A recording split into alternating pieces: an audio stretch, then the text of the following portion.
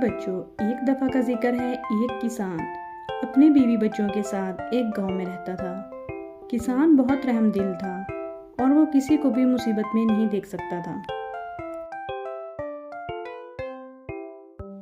एक दिन सर्दियों की सुबह किसान अपने खेतों की तरफ जा रहा था कि रास्ते में उसने एक सांप देखा जो सर्दी की वजह से जमा हुआ था। किसान सांप को इस हालत में देखकर बहुत दुखी हुआ।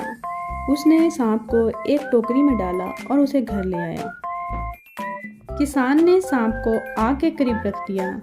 जैसे ही सांप को थोड़ी हरारत मिली, उसने अपनी आंखें खोली और वो हरकत करने लगा। किसान का बच्चा बहुत दिलचस्पी से सांप को देख रहा था कि अचानक सांप ने उस पर हमला कर दिया। जैसे ही सांप ने हमला किया, किसान का बच्चा भाग गया। किसान ये सब कुछ देख रहा था। उसने फौरन ही सांप को मार दिया। प्यारे बच्चों, इस कहानी से हमें ये सबक मिलता है कि किसी की भी फितरत को तब्दील नहीं किया जा सकता।